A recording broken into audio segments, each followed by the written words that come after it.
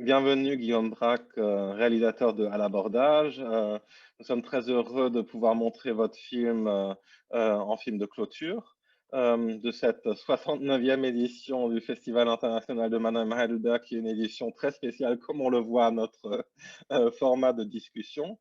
Vous êtes actuellement à Paris ou vous êtes où? Oui, je suis à Paris, voilà, Paris dans le 13e arrondissement, chez moi. Et dans un confinement pas trop difficile pour vous? Dans un confinement qui est supportable, qui est tout à fait supportable, mais qui est quand même assez pénible. Et c'est vrai qu'en plus, pour un réalisateur comme moi qui a besoin de se nourrir de la vie, du réel, voilà, de rencontrer des gens, d'explorer des lieux, c'est vrai que c'est une période qui assèche un peu le désir de cinéma, quoi. Oui, ben, vous en parlez déjà du réel. Parlons-en peut-être un petit peu. Donc, c'est un film qui a une grande légèreté et un côté très anodin. Et je sais que l'anodin, c'est ce qu'il y a de plus difficile à créer. Donc, parlons peut-être un peu de cet aspect qui a un grand rapport, je pense, avec le documentaire, de créer en fait des situations qui respirent un côté euh, naturaliste, disons. Euh, bah, moi j'ai toujours eu peur, enfin toujours eu peur, et je me suis toujours un peu méfié, en tout cas dans mon travail, des grands sujets et d'un esprit de sérieux. Et j'ai toujours eu envie d'aborder, y compris d'ailleurs des problématiques qui peuvent être sérieuses, mais d'une manière un peu détournée et légère, avec, par le biais aussi, autant que possible, de la comédie.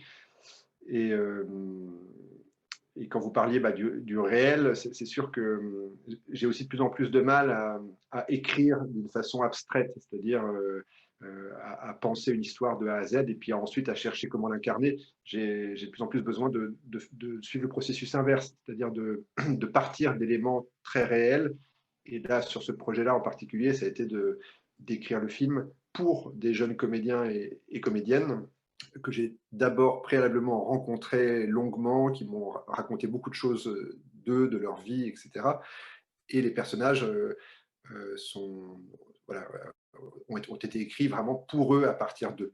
Ce qui donne évidemment une incarnation un peu différente, quoi.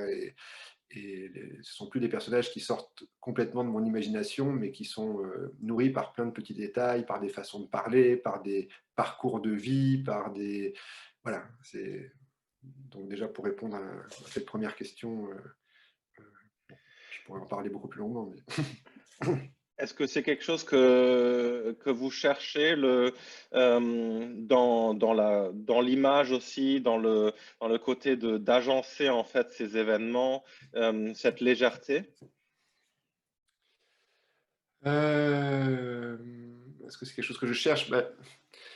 Disons que là, ce qui me plaisait vraiment et ce qui nous intéressait avec ma co-scénariste, c'était c'était finalement de partir de quelque chose de très simple et qu'un événement en entraîne un autre, qu'une rencontre en entraîne une autre, et qu'il y ait une sorte comme ça, un peu d'effet boule de neige, où en français on dit, j'ai oublié l'expression, euh, je sais plus, c'est chapeau de paille, je sais plus quoi, euh, enfin, je sais pas si vous voyez la petite chanson, la petite comptine, ou bon, peu importe.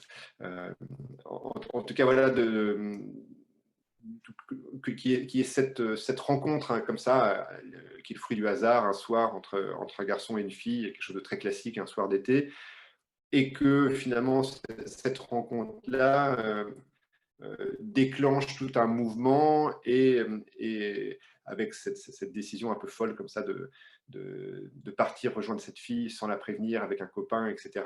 Et que finalement, tout ça est une influence sur le destin toute une galerie de personnages, et que et de ne pas surdéterminer les trajectoires des personnages, que quelque chose euh, semble se rejouer à chaque instant dans le présent des scènes et qu'on n'ait pas, en tant que spectateur, l'impression que les personnages sont sur des rails, sur les rails d'un scénario, mais qu'au contraire, voilà, à chaque instant, ils sont vivants, ils peuvent faire un choix, un autre choix, et puis ça entraîne d'autres situations derrière. Enfin, je ne sais pas si je suis clair, mais... Oui, bah, il y a un côté très.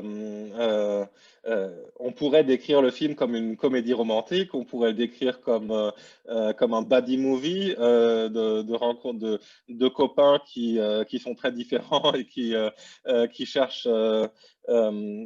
peut-être la même chose, mais y parviennent de différentes manières. Et en même temps, j'ai l'impression que tous ces éléments, ils décrivent assez mal en fait l'expérience qu'on a avec le film parce que c'est surtout une expérience des moments et d'un humanisme en fait. C'est-à-dire que ce qui est au centre, c'est quand même l'instant présent. Et c'est ce qui est peut-être c'est peut-être ce qui est possible grâce au fait qu'il y a une histoire très claire derrière.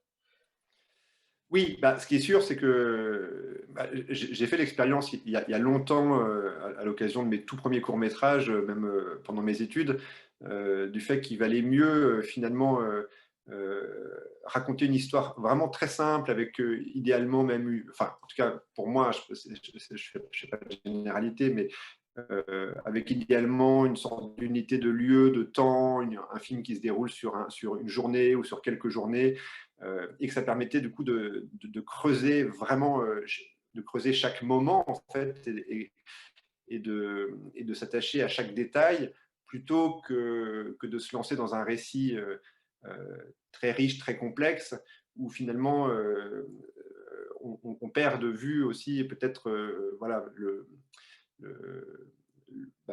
oui, les moments et tous ces petits détails qui, moi, me passionnent. Donc, donc voilà, c'est quelque chose que j'ai compris, notamment après avoir fait un court métrage qui cherchait à raconter beaucoup trop de choses, avec beaucoup trop de personnages, en beaucoup trop peu de temps. Et en réaction à ça, le court métrage que j'ai fait quelques années plus tard était un film très simple, centré sur deux personnages, sur 24 heures, et sur une rencontre, en fait, parce qu'au fond, je crois que la chose qui m'intéresse le plus au cinéma, c'est filmer la rencontre entre des personnages, souvent des personnages qui n'appartiennent pas tout à fait au même monde, à la même classe sociale. Ça peut être aussi des gens euh, des gens de Paris qui rencontrent des gens de province ou des gens de banlieue, Paris, enfin, et puis aussi, d'ailleurs aussi la rencontre entre les hommes et les femmes, parce que ça c'est aussi source dans mes films de beaucoup à la fois de joie et de malentendus, d'incompréhension, etc. Mais, et d'essayer de filmer vraiment dans le moment cette rencontre, ce qui passe d'ailleurs par souvent des scènes qui peuvent un peu s'étirer, des plans aussi qui peuvent durer assez longtemps et qui s'efforcent de saisir vraiment les maladresses, les hésitations, bah, comment ça se passe quand deux personnes, quand deux corps essayent de voilà, se rencontrent, essayent de se comprendre, éventuellement sont attirés euh, l'un par l'autre. Et ça vaut aussi dire pour l'amitié, hein, parce que pour moi, c'est aussi beaucoup un film, un abordage sur la naissance d'une amitié, en tout cas d'une camaraderie, notamment entre le personnage d'Édouard, dont on devine qu'il vient d'un milieu social aisé, mais qui vit un peu enfermé dans sa bulle, et ses deux compagnons de route, Shérif et Félix, qui, eux, viennent d'un monde très différent du sien. Et voilà, et comment ces personnages s'apprivoisent comme ça, en effet, dans le présent de chaque scène. Et j'ai compris il n'y a pas si longtemps qu'en fait, ce qui m'intéresse, ce n'est pas tant de filmer une scène que d'essayer de capter un moment, une sorte voilà, de petit bloc de temps qui englobe beaucoup de choses, enfin, qui englobe évidemment le lieu, l'heure à laquelle on tourne dans ce lieu, la lumière qui est dans ce lieu au moment où on tourne, les gens qui vivent autour, parce que le film est inscrit dans des lieux qui restent tout à fait vivants. Ce sont des gens qui passent dans le plan comme ça. Et tout ça, pour moi, importe beaucoup, en fait, presque plus que la scène elle-même, en fait. Vous parlez de différences sociales, de mondes qui se rencontrent à l'intérieur du film, ou disons, de contextes différents. Et est-ce que là, c'est quelque chose que vous créez ou c'est quelque chose que vous trouvez? Et est-ce qu'on peut différencier Alors, entre les deux? non, c'est quelque chose, je dirais qu'en l'occurrence, c'est quelque chose que je trouve, parce que, comme je le disais au début, le film est parti en fait, d'une proposition, même d'une commande qui m'a été faite de faire un film pour une douzaine de jeunes comédiens et comédiennes d'une grande école de théâtre en France, le Conservatoire national supérieur d'art dramatique. Et il se trouve que cette école, sous l'impulsion de sa directrice, depuis 5-6 ans, a considérablement démocratisé l'accès au concours, en tout cas a permis que cette école s'ouvre à des jeunes gens qui avant n'auraient peut-être même pas pensé, même pas osé présenter ce concours. Et cette école devient un reflet beaucoup plus fidèle de la société française dans sa diversité. Et ça, je trouvais ça assez passionnant, en fait, à travers cette commande, d'avoir l'occasion de dresser une sorte d'instantané, de portrait d'une jeunesse française et en fait de plusieurs jeunesses françaises. Et donc, dès le départ, je me suis dit que ce film allait parler de ça, allait parler de cette cohabitation qui provoque à la fois des très belles choses et à la fois aussi des frictions, des difficultés pour se comprendre, s'apprivoiser, etc. Donc, c'est quelque chose que j'ai trouvé, quoi. En tout cas, il se trouve que quand j'ai pris le temps de rencontrer la totalité des comédiens de la promotion avec laquelle je devais travailler, et au sein de laquelle je devais choisir une douzaine de comédiens. Les deux qui m'ont le plus impressionné, ça a été Salif Cissé et Eric Nanchang, qui jouent les deux rôles principaux, qui sont deux comédiens noirs.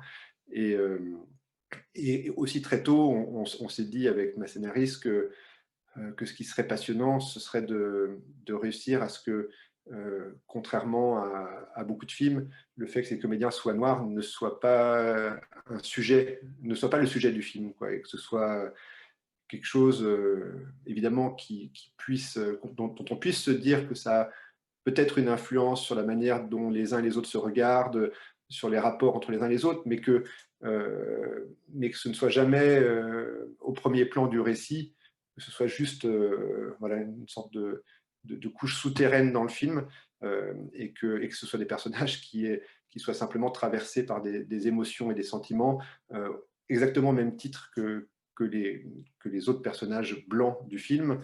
Et ça, mine de rien, ça a été quelque chose d'assez passionnant et qui a été très très important justement pour ces deux comédiens-là qui avaient très très peur d'être une fois de plus stigmatisés et cantonnés dans des rôles sociaux ou marqués en tout cas par leur origine, quoi. Qu'est-ce que ça avait comme conséquence pour vous? Vous avez ensuite donc développé ce scénario, euh, euh, et avec l'idée que ces personnages ne se laissent pas définir par une origine sociale ou par leur couleur de peau, ou qu'est-ce que... Ouais. Oui, comment dire, alors, je cherche comment répondre à cette question. Bon, déjà, il faut dire une chose, c'est que les personnages sont aussi nés d'énormément d'échanges, de discussions avec les comédiens et les comédiennes, et en particulier justement avec ces deux comédiens noirs, Salif et Eric, qui étaient très très vigilants sur cette question-là, de la représentation et de ce que leur personnage allait incarner dans le film. En fait, ils ont assez vite compris que le film leur offrait un très très grand espace d'expression et qu'ils allaient pouvoir développer une palette très large de jeux, et que même si les personnages finalement été assez proche d'eux au moment où le film commence et assez proche de leur situation, de leur origine sociale. Finalement, les personnages allaient être plongés dans tout un tas de situations et de faisceaux de rapports humains, etc., qui allaient leur permettre euh, comment dire, oui, de s'exprimer pleinement et qu'à un moment donné, je pense, plus aucun spectateur ne se dit euh, je suis en face de deux comédiens noirs, de deux personnages noirs. À un moment donné, ça n'a plus aucune espèce d'importance, je ne sais pas comment dire, même si évidemment quand le film commence, c'est quelque chose tout de suite qui saute aux yeux et le récit part sur ces bases-là, je pense, même si ça n'est jamais dit ou formulé. Et je pense que quand le film se termine, le spectateur a passé 1 heure et demie avec ces jeunes gens. Et enfin bon, je ne sais pas si vous voyez ce que je veux dire. Oui, bah, c'est aussi dû au fait que ce sont les rôles principaux. Donc, on a aussi tout un temps à passer avec eux qui nous laisse découvrir toutes les subtilités de leur jeu, des situations dans lesquelles ils se retrouvent et de vraiment d'avoir une expérience avec eux. Oui, oui, oui, oui, oui. Euh, Là où c'est vrai que assez souvent les acteurs noirs dans le cinéma français se retrouvent plutôt dans des seconds rôles qui peuvent être un peu une sorte de garant de diversité dans un film.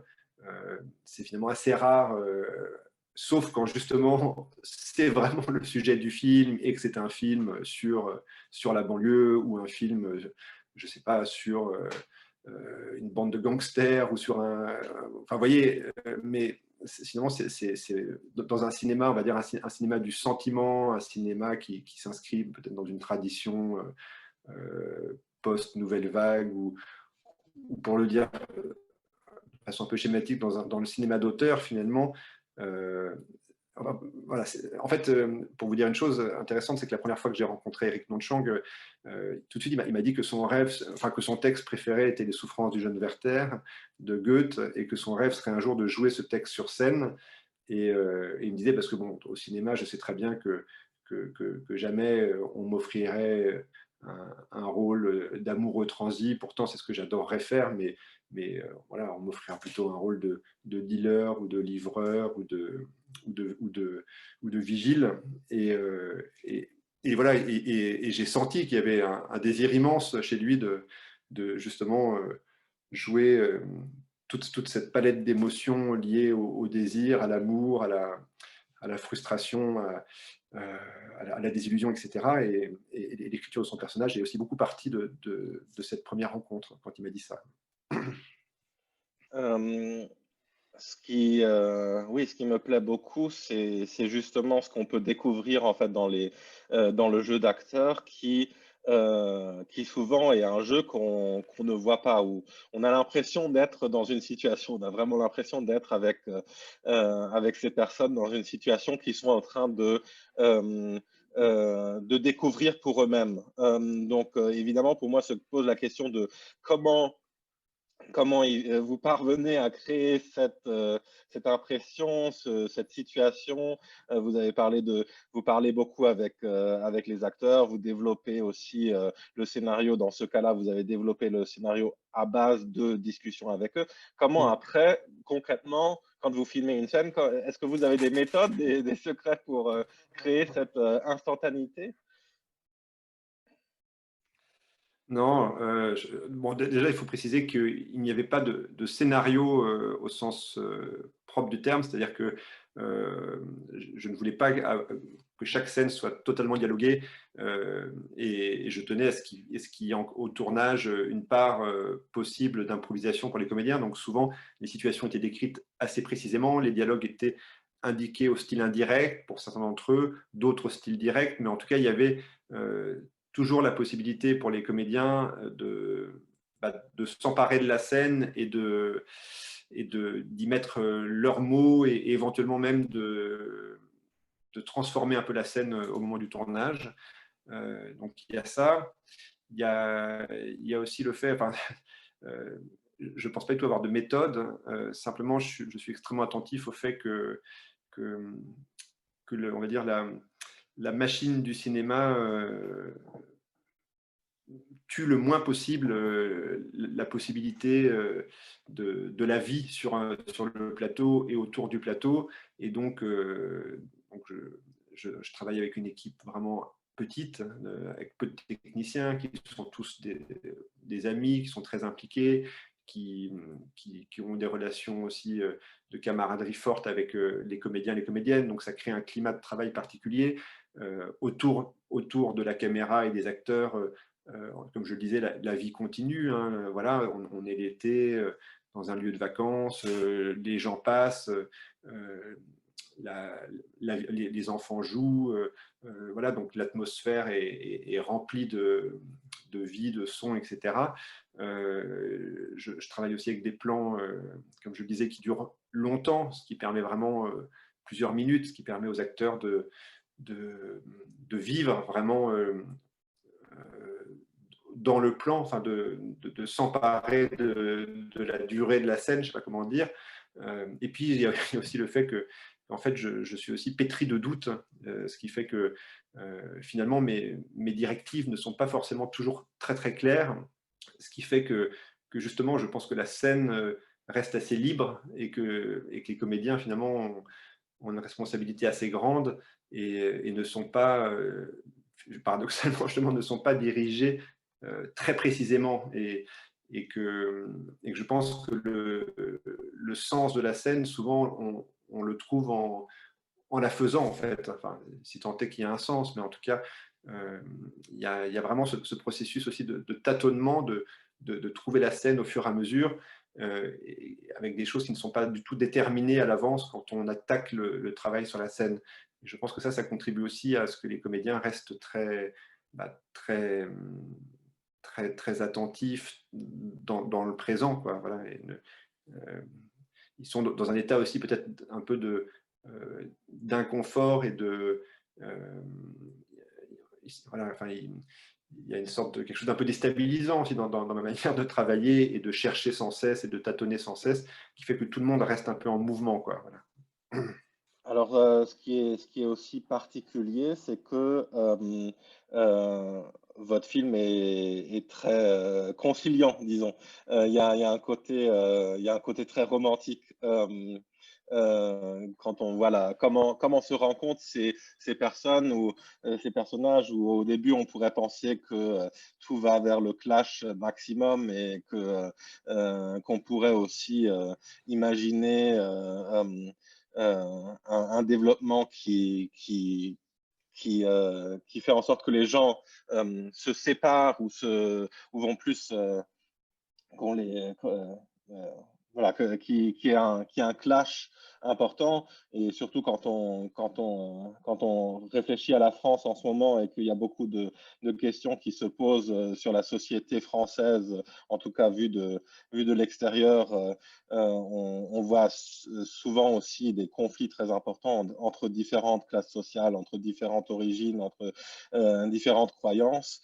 Est-ce que c'est pour vous c'est comme une vision personnelle que vous voulez donner euh, de créer cette idée conciliante de rencontres fructueuses entre les personnages? Bah, euh, moi, je pense que la rencontre est toujours possible. Mais pour moi le film part justement de cette situation que vous décrivez. Enfin, même si on reste dans une tonalité plutôt de comédie, pour moi, en particulier la première rencontre entre Édouard et Shérif et Félix est quand même assez électrique, assez explosive, et on sent bien que ces jeunes gens-là se jaugent, en fait, qu'ils ne se connaissent pas, ils ne se connaissent pas socialement, ils ne se connaissent pas, et ce sont des mondes qui ont été, enfin, qui sont assez peu en contact l'un avec l'autre, et je trouve qu'il y a quand même beaucoup de tensions, même si encore une fois on est dans une comédie. Il y a beaucoup de tensions entre eux et c'est assez progressivement en fait qu'ils se rendent compte que ce sont des jeunes gens finalement euh, avec les mêmes émotions, les mêmes désirs, Shérif et Édouard se découvrent un peu l'un et l'autre galériens, comme le dit Shérif, enfin, avec les mêmes difficultés sur le plan de la séduction et de l'amour.